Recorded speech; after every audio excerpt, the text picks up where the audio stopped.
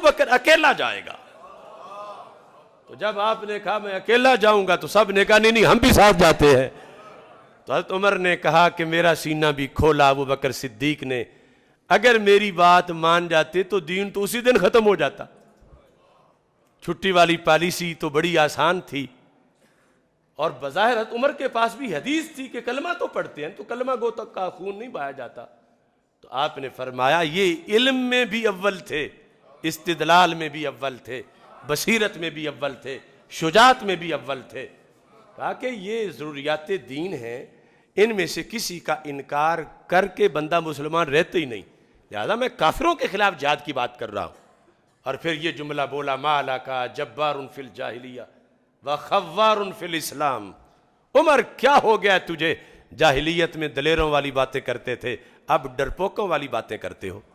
قد تم الدین وانقطع الوحی اینقص ونہی، دین مکمل کر کے گئے ہیں سرکار، وحی بند ہو گئی ہے۔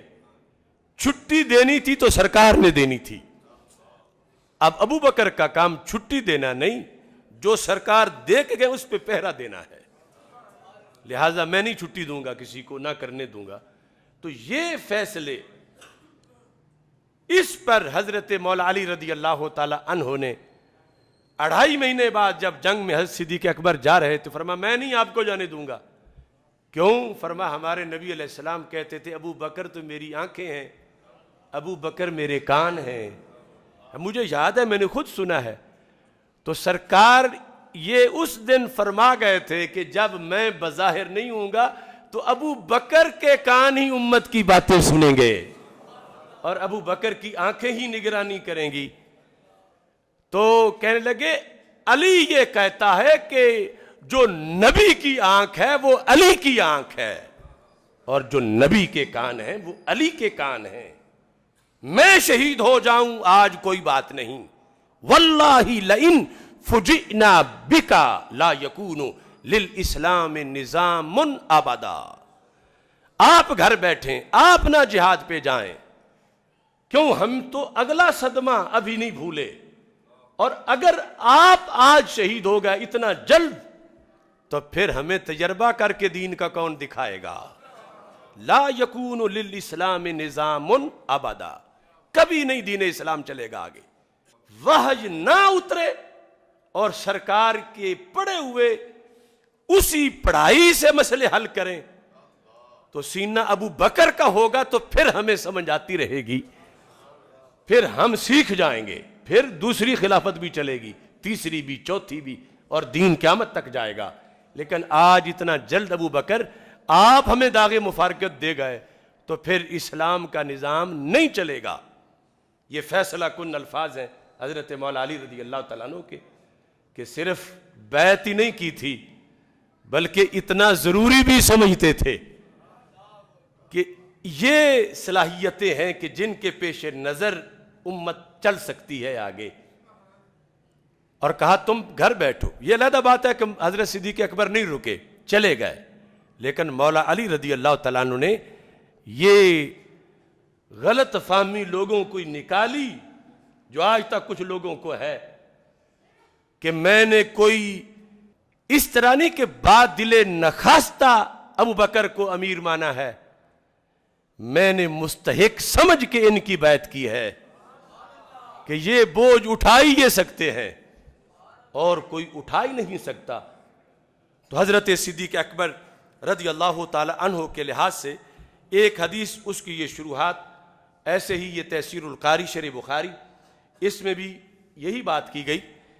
اب جامع ترمذی کی ایک دوسری حدیث پیش کر کے اپنی بات ختم کرتا چاہتا ہوں، اور انشاءاللہ یہ جو مسئلہ باغ فدق ہے جس پر ایک ملعونہ نے وہ اب تک ٹی وی پر بھی بکواس کیے، ہم نے اپنے سیمینار میں بھی اس کے بارے میں گفتگو کی۔ باغ فدق پر ہم انشاءاللہ پورا سیمینار کرنے والے ہیں کہ جنہوں نے اپنی جان تک اسلام کے لیے ہتھیلی پہ رکھی ہوئی تھی، انہوں نے کوئی اہل بیت کے باغ کھانے تھے، جن کو ساری آل صدیق کہتی ہے اور جو صدیق نہ کہے اس سے لڑ پڑتے ہیں، اور صدیق وہ ہوتا ہے جو ہر گھڑی میں سچ بولے، تب صدیق بنتا ہے۔ اور قاضی جسٹس تو ہوتے رہتے ہیں، لیکن جن کے فیصلے کو تائید خداوندی حاصل ہو اور وہ بھی قرآن میں ہو، وہ ظلم کیسے کرے؟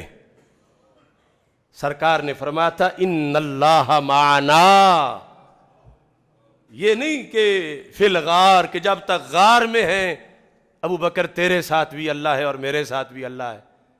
نہیں، ابو بکر ہمیشہ اس دنیا میں ظاہری حیات میں جب تک تو ہے، تیرے ساتھ بھی اللہ ہے، میرے ساتھ بھی اللہ ہے۔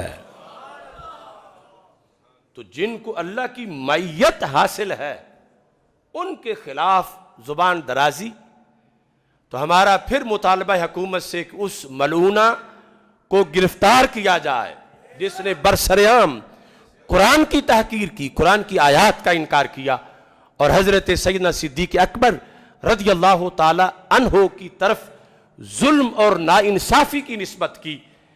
وہ اس ملک پاکستان کا امن خراب کرنے والا ٹولہ ہے، اور علمی طور پر اگر کسی کو اس بارے میں کوئی گمنڈ ہو تو باغ فدق کے مسئلے پر 24 گھنٹے ہم تیار ہیں ان کا وہم دور کرنے کے لیے۔ 23 فروری کو وہ ہم کر رہے ہیں مسئلہ باغ فدق پر عدالت صدیق اکبر رضی اللہ تعالیٰ عنہ سیمینار، اور یہ جتنے معاشرے میں سوشل میڈیا کے ذریعے شک و شبہات پھیلائے جا رہے ہیں، انشاءاللہ سب کا اعلانیہ جواب دیں گے۔ جس طرح ابھی سیمینار گزرا ہے محبت اہل بیت سیمینار، 5 گھنٹے کے اندر ہم نے اس کا مقالہ پیش کیا۔ کوئی قرض انشاءاللہ آخری سانس تک نہیں رہنے دیں گے، کسی طرح کا کوئی بھی دین، ایمان، قرآن، اہل بیت یا صحابہ رضی اللہ تعالیٰ عنہ کے خلاف گڑبڑ کرنے والا، ان کی ان تمام تر جسارتوں کا اللہ کے فضل سے انشاءاللہ جواب دیتے رہیں گے۔ میرے آقا صلی اللہ علیہ وسلم فرماتے ہیں ما لأحد عندنا یدن، ہمارے ہاں کسی کا کوئی احسان نہیں، الا وقد کافیناہ، مگر یہ کہ ہم نے اس کا بدلہ چکا دیا، کسی کا باقی نہیں رہنے دیا۔ ما خلا ابا بکرن، سوائے ابو بکر صدیق کے، فإن له عندنا یدن یکافئہ اللہ بہا یوم القیامہ، صدیق اکبر کو اس احسان کی جزا اللہ ہی دے گا کہ جو اب بھی باقی ہے اس دین کے ماننے والوں پر، دین پر۔ یہ جامع ترمذی کے اندر حدیث ہے، حدیث نمبر 3661، جس کے اندر یہ رسول پاک صلی اللہ علیہ وسلم کے الفاظ موجود ہیں۔ انشاءاللہ یہ موضوعات چلتے رہیں گے، اور بخصوصی طور پر باغ فدق سیمینار شرکت کی تیاری کریں، اور جو پہلے ہو چکا ہے اسے زیادہ سے زیادہ پھیلائیں آگے، ایک ایک لفظ، ایک ایک جملہ، چونکہ ہم نے چھپانے کے لیے پیش نہیں کیا، آگے پہنچانے کے لیے پیش کیا، چونکہ ہر حرف کے ہم ذمہ دار ہیں، جو لفظ بولا اس کے ذمہ دار ہیں، اور جو فرض ہے وہ اس طرح ہے کہ سرکار نے فرمایا کہ جب اس امت میں آخری لوگ اولین پر تنقیدیں شروع کر دیں، اولین کون ہیں؟ صحابہ، اور اس وقت تک آخری کون ہیں؟ ہم، پھر اگلی صدی ہوگی، پھر اگلی، پھر اس زمانے میں جب صحابہ پر تنقید ہو رہی ہو تو جو عالم اپنے علم کو ظاہر نہ کرے، سرکار فرماتے ہیں وہ یوں سمجھے جیسے اس سے کسی نے پوچھا کہ محمد اللہ کے نبی ہیں، تو وہ آگے سے گونگا ہو کے چپ کر کے بیٹھ گیا، اور اس نے یہ نہیں بتایا کہ وہ اللہ کے نبی ہے۔ یعنی ایسے حالات میں کہ جب میرے صحابہ پر اسی امت میں آنے والے لوگ نام نہاد تنقیدیں شروع کر دیں اور عالم چپ کر کے بیٹھا رہے، تو وہ اتنا مجرم ہے کہ جیسے اس نے قرآن کو ظاہر نہیں کیا اور میری نبوت کا کسی کو پتہ نہیں بتایا کہ وہ اللہ کے نبی ہیں، اس قدر اس کا جرم ہوگا۔ لہذا جان ہتھیلی پہ رکھ کے انشاءاللہ ہم یہ سارا اپنی عاقبت کے لیے، دین اسلام سے پیار کے لیے اس کو انشاءاللہ پورا کریں گے۔ اللہ تعالی ہم سب کا حامی و ناصر ہو۔ وآخر دعوایا ان الحمدللہ رب العالمین۔